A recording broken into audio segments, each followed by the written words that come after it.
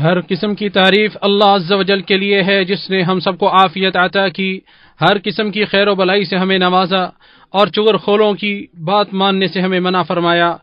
اور میں گواہی دیتا ہوں کہ اللہ کے سوا کوئی معبود برحق نہیں۔ ایسی شہادت و گواہی جو دنیا و آخرت میں ہماری نجات کا ذریعہ بنے، اور میں گواہی دیتا ہوں کہ ہمارے نبی و سردار محمد صلی اللہ علیہ وسلم اس کے بندے اور رسول ہیں، جن کو ان کے پروردگار نے حق کے ساتھ مبعوث کیا اور ان کی سنت کے ذریعے ہمیں راہ راست پر لگایا۔ درود و سلام نازل ہو ان پر، ان کے آل و اصحاب پر، ایسا درود جو ہمارے غم و حزن اور شقاوت و بدبختی کے زائل ہونے کا سبب اور ہمارے رزق میں برکت کے نزول کا سبب اور باعث بنے۔ بے شمار سلامتی ان پر نازل ہو۔ حمد و صلات کے بعد مسلمانوں، اللہ تعالیٰ کا تقوی اس شخص کی طرح اختیار کرو جو اپنے مولا عز و جل کی نگرانی کا خیال اپنے دل میں رکھتا ہے اور اس سے ملاقات کی تیاری میں لگا رہتا ہے۔ ارشاد باری تعالیٰ ہے، اے ایمان والو، اللہ سے کما حقہ ڈرو اور تم اس حال میں مرنا کہ تم مسلمان ہو۔ مسلمانوں، پاکیزہ نفوس ہمیشہ اخلاق فاضلہ اور اوصاف حمیدہ کی طرف مائل ہوتے ہیں، جبکہ بیوقوف لوگ گھٹیا اور خبیث چیزوں کی طرف میلان رکھتے ہیں۔ جو شخص اعلیٰ اخلاق و کردار کا حامل نہیں ہو سکتا، اسے کم از کم گھٹیا عادتوں اور بری خصلتوں سے بچنے کی کوشش کرنی چاہیے۔ معیوب و مذموم عادتوں میں سے ایک لوگوں کے درمیان چغل خوری کے لیے دوڑ دھوپ کرنا ہے، اور یہ بیمار دل، کمینہ طینت اور گھٹیا نفوس کے حامل افراد کا ہی پیشہ ہے، جن کا شغف ہی لوگوں کی عزتوں کو پامال کرنا اور ان کی پردہ دری کرنا ہوتا ہے۔ آپ لوگوں کو آپس میں چغل خوری کا ارتکاب کرتے دیکھیں گے، جبکہ متقی لوگوں کے ہاں تو چغل خوری اپنی موت آپ ہی مر جاتی ہے۔ اور چغلی یہ ہے کہ دنگا فساد مچانے، ہنگامہ آرائی کرنے، بغض و اناد کو ہوا دینے، لڑائی جھگڑے پر اکسانے، بڑکانے اور تخریب کاری کی غرض سے ایک مجلس کی باتیں دوسری مجلس تک، ایک شخص کی باتیں دوسرے شخص تک اور ایک گروہ کی باتیں دوسرے گروہ کی طرف پہنچائی جائیں۔ چغل خوروں نے آپس میں عداوت و دشمنی پر اکسانے کی ٹھان رکھی ہے۔ چغل خوروں کے منہ خاک آلود ہوں اور ان کے لیے ہلاکت و تباہی ہو۔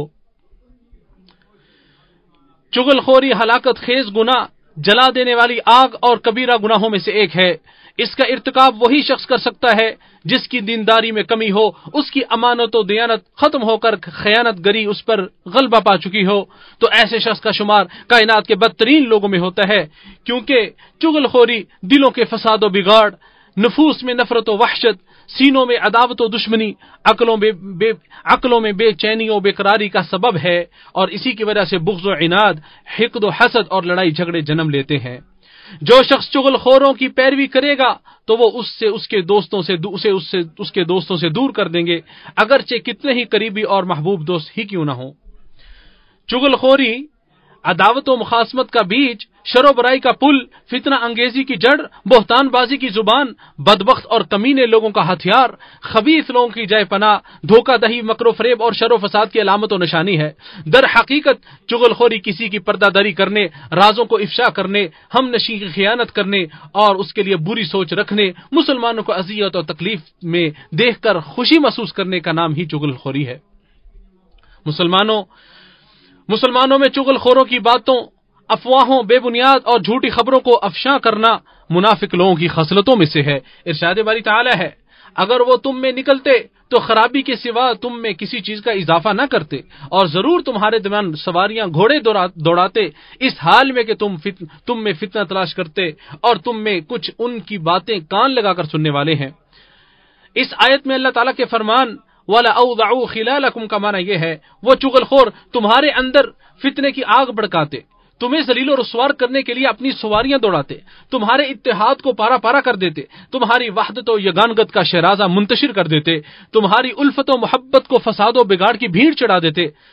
فتنہ انگیزی میں نئی روح پھونکتے، تمہیں الجھن و بے چینی میں مبتلا کر دیتے اور مسلمانوں کی اجتماعیت کی دھجیاں بکھیر دیتے۔ اور اللہ تعالیٰ کے فرمان وَفِيكُمْ سَمَّاعُونَ لَهُمْ کا مطلب یہ ہے کہ تمہارے درمیان کچھ ایسے لوگ موجود ہیں جو ان کی پیروی کرتے، ان کی باتوں کی تحسین کرتے اور سراہتے، اور تمہارے اندر چغل خور اور جاسوس بھی موجود ہیں جو تمہاری خبریں لے کر ان کو دیتے۔ کسی دیہاتی شخص نے کیا خوب کہا، چغل خوری کو چھوڑ دیجئے کیونکہ اس کا آغاز زہر حلال اور اختتام گناہ و معصیت ہے۔ اور شعبی فرماتے ہیں، اسی چغلی اسی چغلی کی وجہ سے ناحق خون بہائے جاتے ہیں، حرام رشتے حلال کیے جاتے ہیں، مالوں پر ڈاکہ زنی کی جاتی ہے اور بڑے سنگین معاملات بھڑکائے جاتے ہیں۔ چغل خور یا اس کے کسی قول و کلام کی وجہ سے کتنے ہی دوست جدا جدا ہو گئے، کتنے ہی میل ملاپ رکھنے والے الگ الگ ہو گئے، کتنے ہی الفت و محبت والے افتراق و انتشار کا شکار ہو گئے، کتنے ہی انس و پیار رکھنے والے ایک دوسرے کو چھوڑ گئے، کتنے ہی میاں بیوی جوڑوں میں طلاق واقع ہو گئی۔ افسوس ہے، صد افسوس ہے تجھ پر اے چغل خور، تیری ضلالت اور رسوائی، پسپائی اور گھٹیا پن کے لیے اتنا ہی کافی ہے کہ تو چغل خور ہے۔ تو چغل خوری جیسے اس کبھی فعل کا مرتکب ہے جسے ذلیل و حقیر شخص ہی انجام دے سکتا ہے۔ مردوں کے اخلاق میں سب سے بری چیز چغل خوری ہے، تو جب بھی اس کے ذریعے عزت کو نیلام کرے گا تو وہ ختم ہو جائے گی۔ وہ چغل خور جس کی چغلی عام ہو کر پھیل چکی ہے، اس کا زہر سرایت کر چکا ہے اور اس کی سازش اور مکر و فریب کے بچھو ان کے درمیان رینگ رہے ہیں، اگر وہ جان لے کہ اس نے اس کے ذریعے اپنی ذات پر، اپنے اقربا پر، دوست و احباب اور اپنے ساتھیوں پر کتنا بڑا جرم کیا ہے، تو وہ سمجھ جائے گا کہ گراں گوش اور بہرا ہو کر پر لطف اور پرسکون زندگی گزارنا اس کے لیے چغل خوری سے زیادہ بہتر اور اچھی تھی۔ جیسا کہ ابو وائل رضی اللہ تعالی عنہ سے مروی ہے کہ سیدنا حذیفہ رضی اللہ عنہ کو خبر پہنچی کہ فلاں شخص بات لگاتا ہے، یعنی چغلی کرتا ہے۔ انہوں نے کہا، میں نے رسول اللہ صلی اللہ علیہ وسلم سے سنا، آپ صلی اللہ علیہ وسلم فرماتے تھے چغل خور جنت میں نہیں جائے گا۔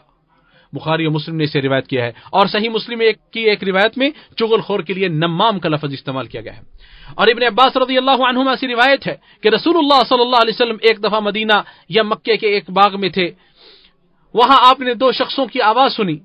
جنہیں ان کی قبروں میں عذاب دیا جا رہا تھا۔ آپ صلی اللہ علیہ وسلم نے فرمایا کہ ان پر عذاب ہو رہا ہے اور کسی بہت بڑے گناہ کی وجہ سے نہیں۔ پھر آپ صلی اللہ علیہ وسلم نے فرمایا، بات یہ ہے کہ ان میں سے ایک شخص پیشاب کے چھینٹوں سے بچنے کا اہتمام نہیں کرتا تھا اور دوسرا شخص چغل خوری کیا کرتا تھا۔ اسے امام بخاری و مسلم نے روایت کیا ہے۔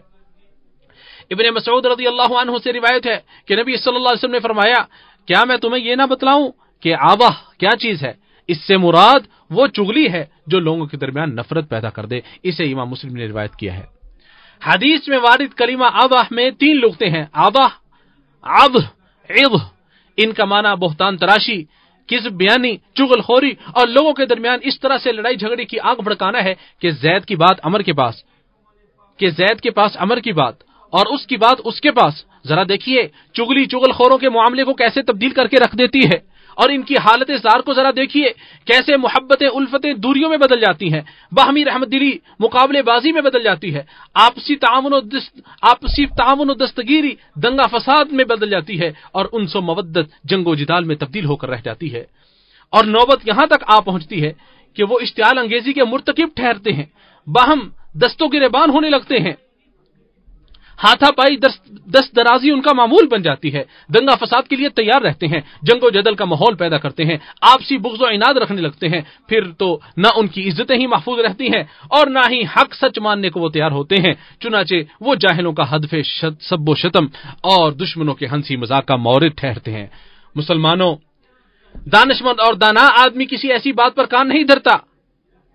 جو کسی جھوٹے کذاب جغل خور اور فتنے باز سے صادر ہو، جس کا مقصد ہی کینے کپٹ کو ہوا دینا اور بغض و عناد کو عام کرنا ہوتا ہے۔ ارشاد باری تعالیٰ ہے، اے لوگو جو ایمان لائے ہو، اگر تمہارے پاس کوئی فاسق کوئی خبر لے کے آئے تو اچھی طرح تحقیق کر لو، ایسا نہ ہو کہ تم کسی قوم کو لا علمی کی وجہ سے نقصان پہنچا بیٹھو، پھر جو تم نے کیا اس پر پشیمانی ہو۔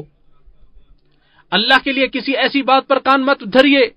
جسے کینہ پرور لوگ جھوٹ سے ملمع و مزین کر کے پیش کرتے ہیں۔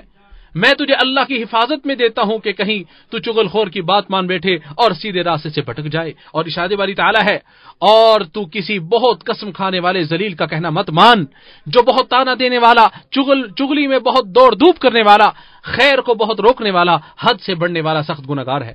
چغل خوری میں بھاگ دوڑ کرنے والوں کی پیروی مت کیجیے جو لوگوں کے درمیان فساد مچاتے ہیں، محبت کرنے والوں کے درمیان درار ڈالتے ہیں اور پڑوسیوں کے درمیان فتنہ انگیزی کرتے ہیں۔ چپکے سے چغل خور سے اپنا دامن بچا کر اسے چھوڑ دیجئے۔ اس ناپسندیدہ کام کی ترویج کا ارتکاب وہی شخص کرے گا جو اسے نقل کرے گا اور بیان کرے گا۔ ایسے کاموں سے بے رغبتی اختیار کیجئے کیونکہ وہی شخص تعریف و توصیف سے سرفراز ہوگا جو ان سے بے رغبت ہوگا۔ کوئی بھی انسان مد مقابل اور دشمن سے نہیں بچ سکتا، خواہ وہ کسی پہاڑ کی چوٹی پر خلوت نشینی ہی کیوں نہ اختیار کر لے۔ جس شخص کے پاس بھی چغل خوری کی جائے اور اس سے کہا جائے کہ تمہارے متعلق فلاں شخص نے یہ کہا، تو اسے 6 کام کرنے چاہیے۔ نمبر 1، پہلا کام اس بات کی تصدیق نہ کرے، کیونکہ چغل خور انسان فاسق ہوتا ہے اور فاسق کی خبر مردود ہوتی ہے۔ دوسرا کام، اسے اس عمل سے روکے، نصیحت کرے اور اس عمل کی قباحت و شناعت کو واضح کرے۔ تیسرا کام، اس سے اللہ کے لیے بغض رکھے، کیونکہ ایسا شخص اللہ کے نزدیک ناپسندیدہ اور ناگوار ہوتا ہے اور اللہ کے لیے کسی سے بغض رکھنا واجب ہوتا ہے۔ چوتھا کام، جس کے متعلق بات نقل کی جا رہی ہے اس کے متعلق برا گمان نہ رکھیے، جیسا کہ ارشاد باری تعالیٰ ہے بہت ساری بدگمانیوں سے بچو۔ پانچواں کام، جو بات اس کے سامنے نقل کی گئی ہے اس کی تحقیق کے لیے ٹو میں نہ پڑے۔ چھٹا کام، چغل خور کو جس کام سے روکا ہے وہی کام خود اپنے لیے بھی پسند نہ کرے اور اس کی چغلی کو دوسروں کے سامنے بیان نہ کرے۔ اور چغل خوری کرنے والے کی بات کو قبول کرنا چغلی کرنے سے بھی زیادہ بری چیز ہے، کیونکہ چغل خوری کرنا کسی کے عیب کی طرف رہنمائی ہے اور اس کی بات کو قبول کر لینا اس عمل کی اجازت دینے کے مترادف ہے۔ لہذا چغل خور سے دور رہو، کیونکہ اگر وہ اپنی چغل خوری میں سچا بھی ہو تب بھی اس کا کام ایک کمینے انسان والا ہے، جس نے اپنے بھائی کی حرمت کا پاس و لحاظ ہی نہیں رکھا اور نہ ہی اس کی پردہ پوشی کی۔ اور بیان کیا جاتا ہے کسی حکیم و دانا انسان کے پاس اس کا ایک دوست آیا اور اپنے کسی بھائی کے تعلق سے بات کرنے لگا، تو حکیم صاحب نے فرمایا تم بہت دیر سے زیارت کرنے آئے ہو، اور دوسرا تم نے مزید 3 غلطیاں کر دی۔ تم نے میرے دل میں میرے بھائی کے تئیں نفرت پیدا کی، میرے صاف شفاف دل کو پورا گندا کر دیا اور چغل خوری کر کے اپنے آپ کو تہمت زدہ کر دیا۔ جو تمہیں اپنے بھائی کے متعلق یہ خبر دے کہ اس نے تمہیں گالی دی ہے تو وہی گالی دینے والا شمار ہوگا، نہ کہ وہ جس نے تمہیں گالی دی ہے، کیونکہ اس نے تمہارے سامنے گالی دی ہے، اس لیے قابل ملامت وہ ہے جس نے تمہیں آ کر خبر دی ہے، جانکاری دی ہے۔ عربوں کا ایک مقولہ ہے، گالی یا حجب کو نقل کرنے والا بھی گالی دینے اور حجب کرنے والوں میں سے شمار ہوتا ہے، یعنی حجب بیانی اور گالی گلوچ کو نقل کرنے والا گناہ کے اس اولین قائل کی طرح ہو جاتا ہے۔ اور ایک آدمی سلف صالحین میں سے کسی کے پاس آیا اور کہا فلاں شخص نے آپ کو گالی دی ہے۔ انہوں نے کہا کہ کیا شیطان تمہارے سوا کسی اور کو قاصد نہیں بنا پایا؟ اور ایک آدمی کسی پر ناراض ہوا تو اس نے اس کی ناراضی کا سبب پوچھا، تو اس نے کہا فلاں قابل اعتماد سکہ آدمی نے تمہارے سلسلے میں مجھے یہ شکایت کی ہے، تو اس نے کہا اگر وہ سکہ ہوتا تو چغل خوری نہ کرتا۔ اے اللہ کے بندے، اگر آپ ایسی زندگی چاہتے ہیں جس میں لوگوں کے ساتھ تمہارے تعلقات خراب نہ ہو اور ایسی صاف شفاف محبت ہو کہ جس میں کسی قسم کی قدورت نہ ہو، تو آپ کبھی غیبت کرنے والے کے ساتھ نہ بیٹھیں، کسی چغل خور کی صحبت قطعاً اختیار نہ کریں اور نہ ہی دوسروں کی شکایتیں اور چغلیاں کرنے والے فتنے باز کے ساتھ چلیں، اور اپنی خواہشات کی پیروی کرتے ہوئے اس کے پاس کبھی مت جاؤ اور شیطانوں کی چال میں پھنس کر کبھی اس کی صحبت اختیار مت کرو۔ اپنے نفس کا ڈٹ کر مقابلہ کرو، اپنی سماعت کو عزت و اکرام دو، کیونکہ اس کے سامنے تم جو اپنے دین، نفس اور وقت کا سودا کرو گے اس کا عوض تمہیں کبھی نہیں ملے گا۔ اور یہ جان لو کہ ایسے آدمی کی بات سننا تمہارے لیے نقصان دہ ہے، اس کی قربت قابل ملامت عار ہے، اس سے دوری باعث مسرت ہے، اور جو شخص کسی چغل خور کے سامنے ساتھ بیٹھتا ہے گویا کہ وہ شیطان کے ساتھ بیٹھا۔ اور یہ بھی جان لو جو شخص آج تمہارے سامنے کسی کی چغلی کر رہا ہے تو دوسروں کے سامنے تمہاری چغلی کرے گا۔ اللہ تعالی ہم سب کو معاف فرمائے۔ وآخر دعوانا الحمدللہ رب العالمین۔